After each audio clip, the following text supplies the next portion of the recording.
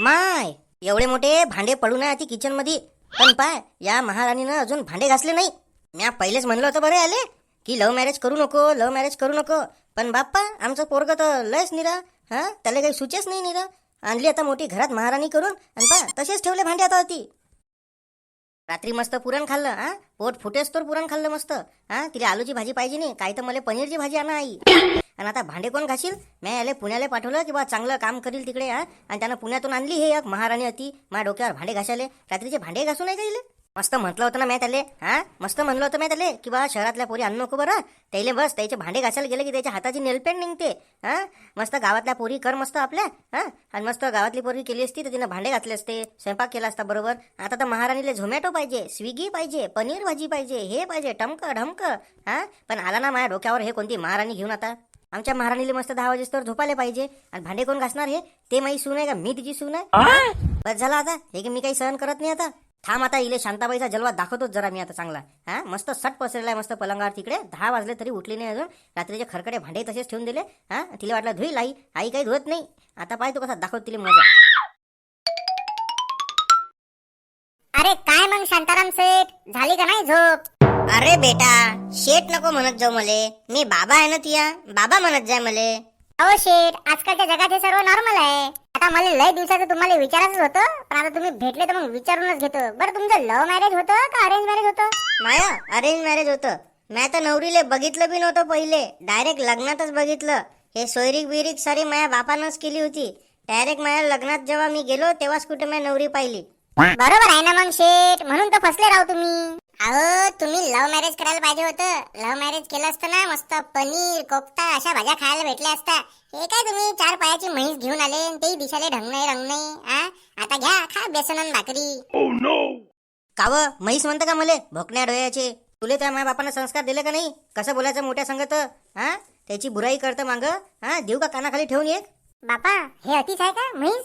मला वाटलं किचन मध्ये आहे का, भांडे घासू राहिली असेल. नाही काही नाही असं काही नाही आहे. आमची हसी मजाक चालू होती म्हणून मजाक मध्ये म्हटलं मी. ते तुम्हाला म्हटलं, दुसऱ्याला म्हटलं. असं मजाक मध्ये म्हणलं का? त्या ऐकू राहिली मी ततून कान देऊन मस्त माझ्या नवऱ्याला भयकून राहिली तू. तू म्हणशील मी शहरातली पोरगी काही बोली येईले. असं काही अति चालणार नाही बाबू. गाव आहे हे गाव. जास्त शिल्लक शहाणपणा करशील तर पकडेल तुझ्या झेपोट्यान, वळील तुला चांगलं. मायाच घरात येऊन मलेच म्हैस म्हणते ते जळ मस्तकाची. काव तुले म्या काय सांगेल आहे की तू साडी घालत जाय. हे गाव आहे, हे का शहर आहे का? ते तू ऐकत काऊन नाही माया? तू या शहरात चालत असतील ते वरचे ते फाटेल कपडे, फाटेल जीन्सा, पण अति गावात चालत नाही बाई ते. तू या साडीच घालायची. नाही मी काही ते साडी घालणार नाही. लय कशी तरी दिसतो मी त्या साडीत. आणि त्यात पहिली गोष्ट म्हणजे मला साडी घालताच येत नाही. आणि मला ते साडी घालायला लय वेळ लागते. जीन्सची पॅन्ट आणि वरचं शर्टच मी लवकर घालू शकतो, 1 मिनिटात घालता येतात. कपडे बदलायचं असलं बी काही टेन्शन नाही मग. हो बेटा तुझी आई बरोबर म्हणून राहिली. असे कपडे या गावात चांगले नाही दिसत. खेड्यागावात असे कपडे घालत नसतात. खेड्यागावात सुसंस्कृतपणे राहतात. साडी घालतात मस्त. हे कसं खेडं गाव आहे. खेड्यात असे अर्धे कपडे चालत नाही, तिथं फुल साडी वगैरेच चालते. आणि जर तू असे कपडे घालून गावात फिरशील तर आपली जी इज्जत आहे समाजात ते बी वाया जाईल. आणि लोक बी आपल्याला काही करतील, लोकही नाव ठेवतील आपल्याला. हे पा तुम्ही आमच्या मनात बोलू नका. मी साडी घालील नाही तर ड्रेस घालील, मी काही बी घालील. मला जे बरोबर वाटते ते मी घालील. तुम्ही जेव्हा गौतमीबाईचा तमाशा पाहायला तेव्हा आम्ही म्हणतो का? तुम्ही सट्टे पैसे लावता तेव्हा आम्ही म्हणतो का तुम्हाला?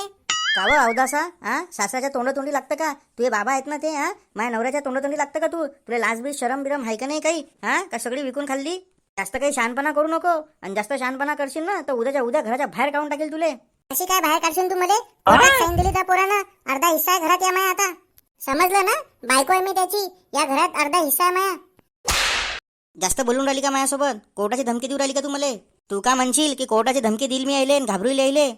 मी घाबरणारी बाई नाही. चल उठ लवकर. रात्रीचे भांडे पडेल ते भांडे घासून घे. बरं नंतर घासील मी ते भांडे. मी नाही घासू शकत एवढ्या सकाळी भांडे, थंडी वाजते मला. जेवायला कधी बनवशील तू? भूक लागली ना आम्हाला. भांडेच घासले नाहीत अजून रात्रीचे, तसेच भांडे खरकटे पडून आहे. आणि मग जेवण काच्यात बनवशील ते बापाच्या तोंडात. हे पाय माझ्या बाबाला काही बिन म्हणू नको, नाही तर लय घरात भांडण करील मी आता. तू का म्हणशील की मी काही बिन बोलील, पण हे काही म्हणत नाही, हे मी सहन करणार नाही. काय करशील हो तू? काय करशील? सासू पुढे जास्त बोलशील का? चांगल्या झिपोट्या धरून घर फिरविल तुले. माझ्या अंगाला हात लावून पा, कोर्टातच केस टाकील, चक्कीच पिसायला लावील तुले. रावा मग सकाळचे भांडे घासलेच नाही तुनं अजून, किचन मध्ये तसेच पडेल आहेत ते खरकटे. काही घासतं ते, काही बनवतं जेवाले.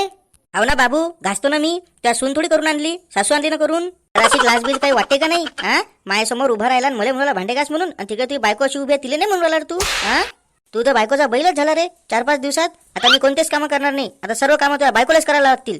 म्हणजे तुझी बायको बसून राहील आणि मी तिच्या समोर काम करू का? हा, वा रे वा. बापा आता तर काही हे जेवण बनवणार नाही, म्हणजे आता आपल्याला उपाशी झोपाचीच वेळ आली रे बा.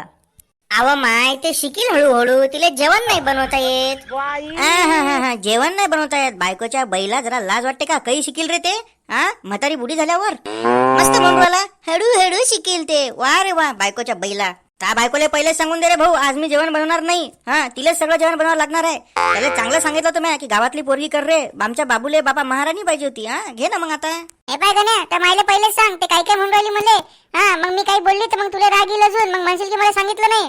आवा अवदासा, नवऱ्याला नाव घेऊन बोलावतं, काही रीत बीत आहे का नाही तुले? काही संस्कार बिस्कार आहे का नाही? हा, असेच संस्कार दिले का त्या मायबापान तुले?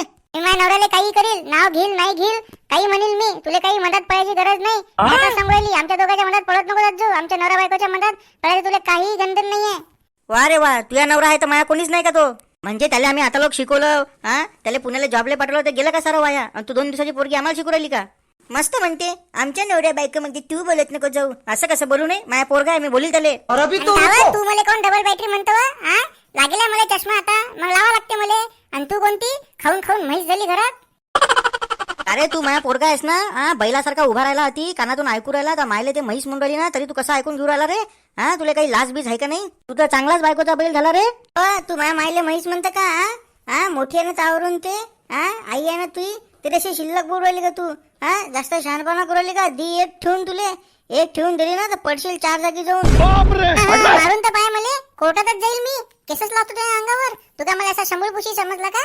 अरे बापा गण्या, तुले हेच भेटली का पुण्यात? हे काय अवदासा घेऊन आला रे बापा तू घरात? घराचं वाटोळं केलंय ना.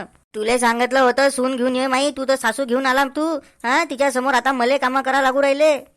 मला वाटत होतं की मस्त माई सून येईल, माई सेवा करील, माई पाय दाबून देईल आणि मस्त मला ताट आणून देईल, मी पलंगावर बसून खाईल. पण अति तर बापा उलट झालं रे. पहिले बी मला कधी सुख भेटलं नाही. पहिले सासू समोर मला काम करायला लागत जाय, आता सुनी समोर, या अवदासा समोर मला काम करायला लागू राहिलं. कधीच सुख भेटलं नाही रे बापा मला. कलियुग आलं रे बापा, उलटा जमाना चालला, कलियुग आलं रे. पोरग बी बायकोचा बैल झाला रे. काय काय स्वप्न पाहिले होते म्या, की माझ्या गण्याचं लग्न झालं की मी वट्यावर बसत जाईल बाहेर, मी काहीच काम करणार नाही, मस्त बाहेर संग गप्पा गोष्टी करत जाईल. नाही तर काय होऊ राहिलं रे देवा. अरे तर भाऊ काही समजूनच नाही राहिलं. लग्न करून बी टेन्शन, नाही करून बी टेन्शन. लग्न नाही केलं तर लोक म्हणतात 35चं झाला काही लग्न करतं, आणि लग्न केल्यावर बायकोचं आणि माईचं भांडण. सांग कसं करा आता? तिथं समजून नाही राहिलं, करावं तर करावं काय आता? हा, अरे बापा गावातली करताना मग हे कोणती पुण्यातून अवदासा घेऊन आला तू? तेव्हा बाई तू, हा, गावातली पोरगीचे काय नखरे कमी आहेत का? त्याच्या बापायला नोकरी पाहिजे, नंतर वावर पाहिजे. हा, त्याची पोरगी वावरात जाणार नाही, त्याची हेल्पेन निघते, हे होते ते होते. स्वतः कुळाच्या घरात राहतात आणि मग म्हणतात मुलाचं घर कुळाचं आहे, बांधेल नाहीये, मुलाजवळ गाडी नाहीये, मुलाजवळ पुण्यात असेल तर फ्लॅट नाहीये. आता एवढंसं पोरग आता जॉबवर लागला आणि काही ते एवढ्या साऱ्या गोष्टी करेल. आता तूच नमती घेव माय, कशी गोड गोड बोलून आणली म्या, कशी मला पटली. एक पोरगी तर मला पटून नव्हती राहिली. हा, आणि जेव्हा बिना लग्नाचा होतो तर तेव्हा तुझे सोयरिकानं एक सोयरीक नाही आणली. तुझे सोयरे तर तसेच आहेत, थर्ड क्लास निरा. हा, आता कशी पटून आणली तर घे सांभाळून. करू दे आता मला संसार हिच्यासोबत. जराशे कामं तू कर, जराशे कामं इले करू दे. आता अशी गोष्ट झाली, झाकली मूठ 1.25 लाखाची. बात सही है. नवकोट नारायण.